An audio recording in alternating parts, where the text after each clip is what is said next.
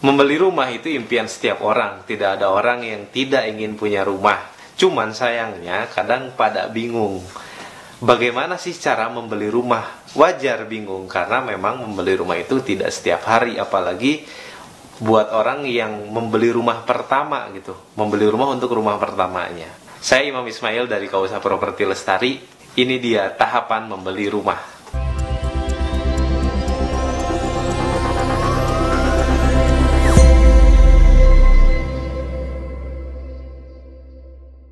Sebagai seorang manusia tentu sangat manusiawi kalau kita bingung kalau melakukan sesuatu yang baru. Misalnya nih contohnya ketika kita pertama kali punya kartu ATM atau pertama kali buka rekening, terus kita mau coba narik uang atau transfer uang melalui ATM. Pasti ketika kita datang ke ATM itu antara malu, takut, atau bingung. Dan itu wajar. Karena memang tidak setiap hari kita melakukan itu atau kita melakukan itu untuk yang pertama kalinya. Begitu juga yang membeli rumah. Membeli rumah itu tidak setiap hari. Jadi buat teman-teman semuanya, Bapak Ibu yang mau cari rumah, setidaknya apa yang saya sampaikan ini semoga mudah-mudahan membantu ya.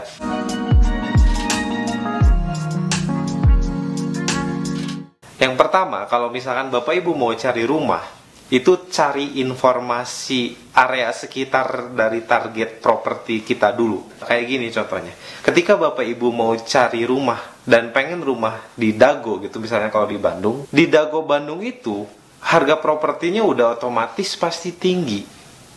Ini kenapa saya sampaikan kayak gini? Karena mungkin yang udah sering mengikuti saya melalui Instagram, TikTok ataupun di YouTube, saya sering menyampaikan ada loh konsumen yang saya pengen punya rumah di Dago, DP 10 juta dan cicilannya 1 juta, harus masuk mobil.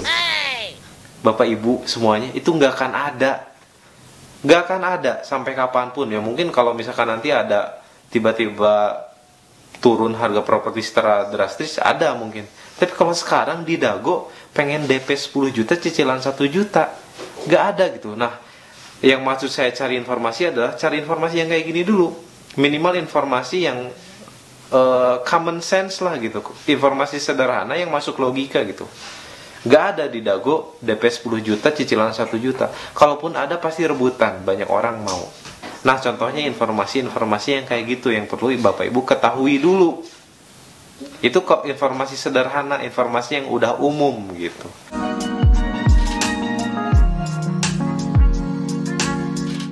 Nah kemudian tahapan selanjutnya adalah setelah Bapak Ibu tahu informasi-informasi umum yang kayak gitunya, hubungi agen properti atau marketing properti.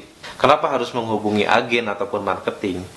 Karena biasanya agen dan marketing itu tahu informasi-informasi awal yang Bapak Ibu ingin ketahui. Sesimpel ingin informasi harga, spesifikasi bangunan, dan lain sebagainya. Itu ada di marketing dan agen.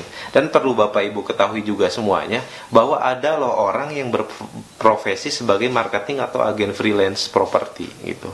Jadi jangan dilupakan, jangan di skip tahapan ini. Walaupun mungkin ada Bapak Ibu yang ingin saya mau langsung ke developernya aja biar harganya murah. Enggak loh. Mau lewat developer, mau lewat marketing properti ataupun agen freelance, itu harganya sama. Tidak semua developer itu bisa dihubungi langsung Bapak Ibu. Karena developer urusannya banyak, harus mengurusi pembangunan, perizinan proyeknya, dan lain-lain. Marketingnya biasanya mereka udah punya timnya sendiri. Jadi mau nggak mau Bapak Ibu harus menghubungi marketing gitu. Dan untuk masalah harga itu ada price list resmi Bapak Ibu. Jadi nggak ada marketing ataupun agen properti yang memarkup harga, kecuali kalau properti yang Bapak Ibu harapkan itu adalah properti second, artinya rumah second, bukan rumah di suatu proyek perumahan gitu. Kalau rumah second ya kan nggak tahu harganya bias, bisa jadi dari ownernya harganya sekian, ketika agen memasarkan harganya sekian gitu. Itu ada kemungkinan kayak gitu, tapi tergantung bagaimana agennya juga, karena ada agen yang tidak ngeganjil harga ada. Jadi hubungi agen atau marketing properti untuk menanyakan informasi-informasi awal, semacam harganya, itu inden atau ready stock, cicilannya kalau misalkan dicicil seperti apa skemanya. Itu semuanya bisa ditanyakan melalui agen properti ataupun marketing properti, Bapak Ibu. Jadi tidak harus langsung ke developer ataupun owner rumahnya.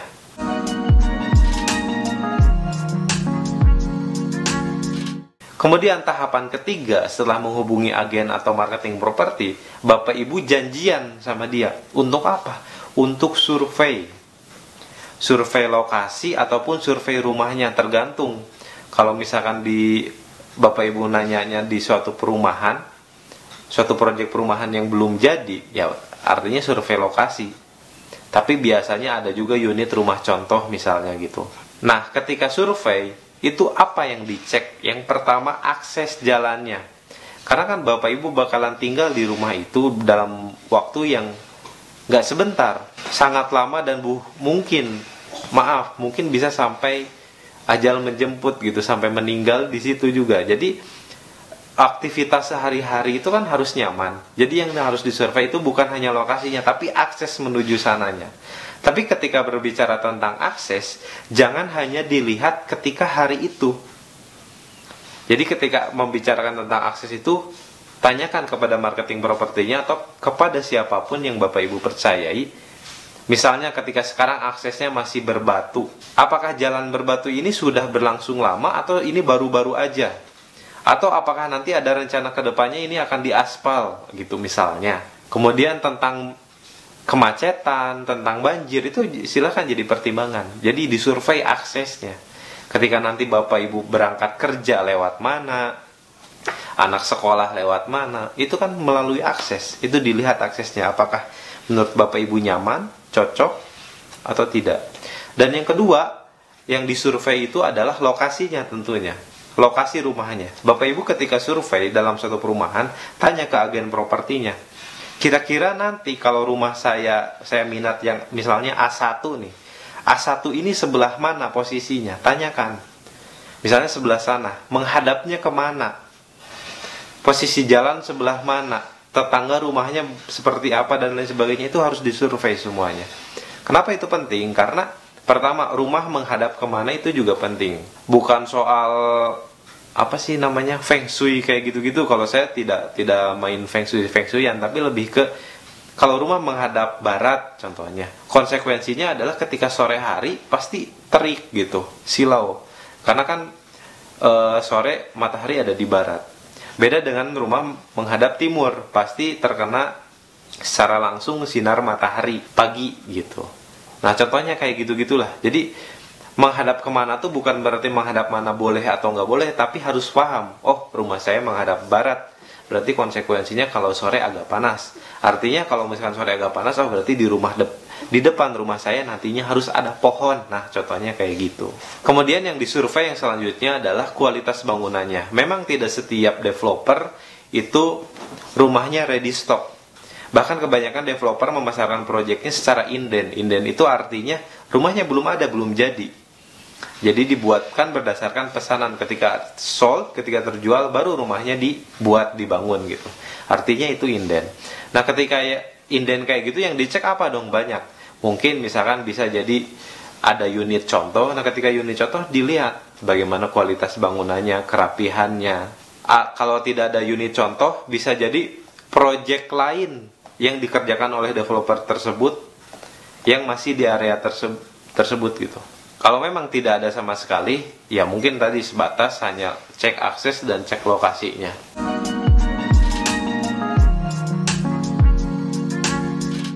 Nah setelah survei ke lokasi, Bapak Ibu bisa pulang ke rumah lagi untuk memikirkan bagaimana aksesnya, lokasinya, apakah cocok atau enggak dan segala macam. Tapi kalau memang sudah dirasa oke lah, cocok, bisa lanjut langsung ke kantor developernya. Bapak Ibu langsung ke kantor developernya untuk ngobrol lebih lanjut. Ngobrolin apa? Banyak. Ketika di kantor developer, Bapak Ibu yang pertama harus ditanyakan adalah legalitas. Nah, mengenai legalitas ini mungkin akan ada video tersendiri nanti, penjelasan tentang bagaimana legalitas perumahan yang aman. Yang terpenting ketika ke kantor developer, sebelum menanyakan apa-apa, Bapak Ibu tanyakan legalitasnya dulu. Legalitas tanah, apakah tanah sudah dimiliki oleh developer atau belum, atau kemudian IMB, apakah IMB-nya sudah ada atau masih sedang dalam proses. Kalau sedang dalam proses, tahapannya sudah sejauh apa, dan lain sebagainya. Sertifikatnya, apakah sudah SHM, apakah masih AJB, SHGB, dan sebagainya, itu nanti ditanyakan. Bukan berarti kalau belum SHM itu belum aman, kalau belum ada IMB berarti proyeknya belum aman. Enggak semua proyek kayak gitu. Walaupun ada memang developer yang cara main developernya memang harus menyelesaikan dulu IMB sama SHM baru dia berani masarin. Tapi tidak sedikit juga developer yang SHM sama IMB itu masih proses, tapi pemasaran berlanjut secara paralel gitu. Kemudian setelah legalitas, Bapak Ibu bisa ngobrolin skema bayarnya. Skema bayarnya kalau cash gimana, kalau cash bertahap seperti apa, syarat dan ketentuannya seperti apa, terus apakah boleh cicil atau tidak, maksimal berapa tahun. Cuman saya sarankan Bapak Ibu jangan ambil yang cicil KPR ke bank. Alasannya apa, panjang lagi kalau dibahas. Yang jelas itu pilihan Bapak Ibu semuanya. Tapi saya sebagai muslim berkewajiban untuk mengingatkan ke Bapak Ibu, hindari untuk KPR ke bank. Alasannya riba, gitulah.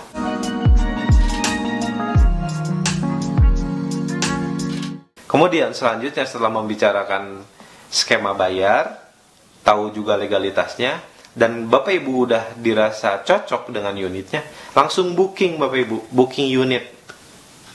Booking unit itu macam-macam, setiap developer ada yang 1 juta, 2 juta, ada yang 5 juta, 10 juta, beda-beda.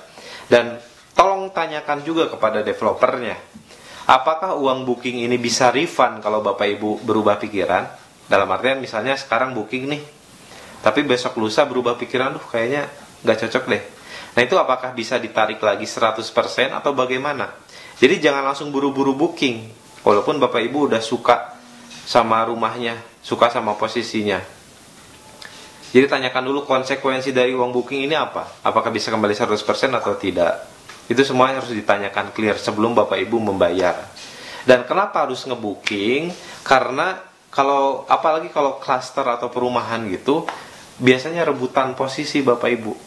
Karena rumah yang sama dengan harga yang sama, posisi A1 dengan A2 itu bisa berbeda. Misalnya A1 di pojok, ada plus minusnya, A2 agak ke tengah, ada plus minusnya. Dan itu silahkan sesuaikan dengan kebutuhan Bapak Ibu gitu. Jadi ketika udah menemukan posisi yang cocok nih, udah mending booking aja langsung.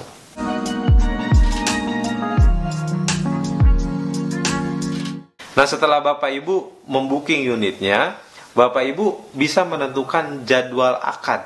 Kapan mau akad transaksi jual beli rumah tersebut.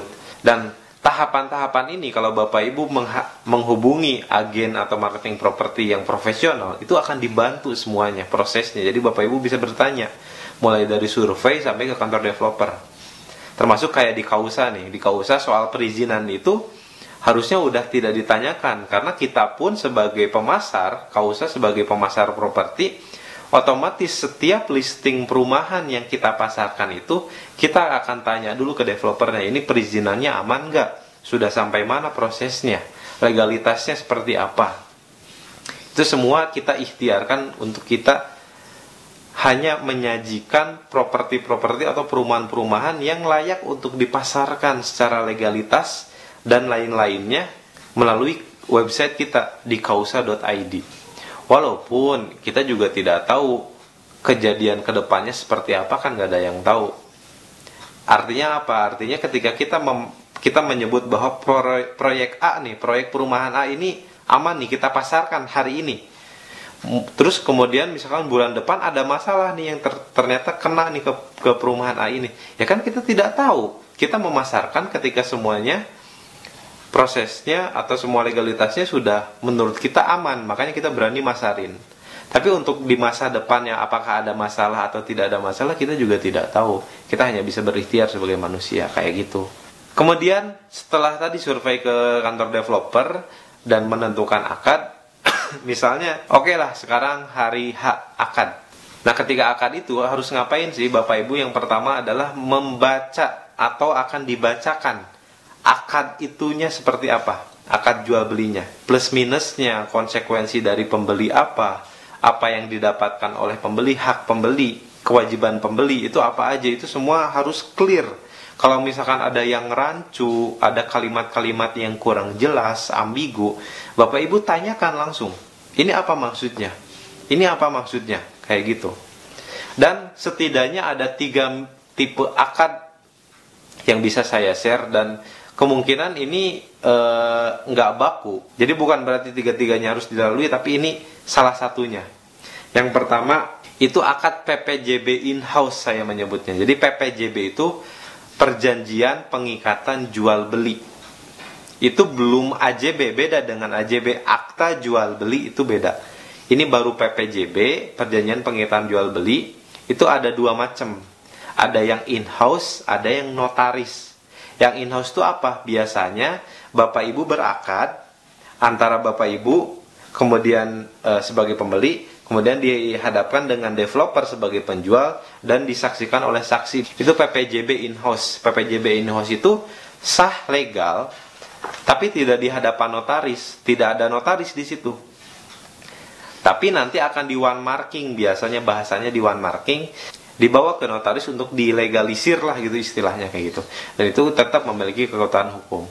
Ini biasanya dilakukan ketika Bapak Ibu membeli rumahnya inden. Nah yang kedua, bisa di hadapan notaris PPJB-nya. Jadi selain ada ibu bapak sebagai pembeli, ada developer sebagai penjual, ada notaris yang turut hadir ketika akad, langsung menyaksikan PPJB itu. Ini juga sama, sah, legal, dan kuat gitu. Tergantung Bapak Ibu nyamannya seperti apa. Tergantung, dan notarisnya juga mau notaris bawaan Bapak Ibu atau notaris yang sudah disediakan oleh developer, itu bisa. Dan yang ketiga, ada tipe akadnya langsung AJB. Nah, yang langsung AJB ini itu syaratnya tuh harus pertama langsung harus lunas, karena AJB itu adalah dasar untuk balik nama sertifikat. Jadi kalau Bapak Ibu beli rumahnya secara cicil atau belum lunas gitu, pasti akadnya semuanya PPJB dulu, belum bisa AJB. Karena AJB itu akan dilakukan ketika pembeliannya atau transaksinya sudah lunas, baru AJB. Artinya apa? Ketika Bapak Ibu sudah memegang AJB, akta jual beli, itu sudah bisa menjadi landasan hukum untuk mengganti nama atau balik nama sertifikat. Yang tadinya sertifikatnya masih atas nama developer, jadi sertifikatnya atas nama Bapak Ibu. Itu dengan dokumen AJB. Nah itu ada juga yang langsung akad langsung AJB. Tadi syaratnya rumahnya udah ada, udah jadi, bukan inden, dan pembeliannya langsung lunas. Itu bisa langsung AJB. Dan dilakukan biasanya kalau AJB pasti di hadapan notaris. Tidak bisa, tidak ada AJB in-house gitu, tidak ada. Nah kayak gitu Bapak Ibu. Jadi proses dari awal ingin membeli rumah sampai akhir tadi, sampai akad, sampai dapat AJB dan sertifikat yang sudah dibeli nama tuh kayak gitu kurang lebih. Mungkin penjelasan saya pabaliut gitu ya, nggak runut, mohon maaf, dan juga kecepatan atau nggak jelas gitu ya. Bisa di kolom komentar aja kita diskusi kalau misalkan ada yang ingin ditanyakan. Mudah-mudahan bermanfaat. Terima kasih. Assalamualaikum warahmatullahi wabarakatuh.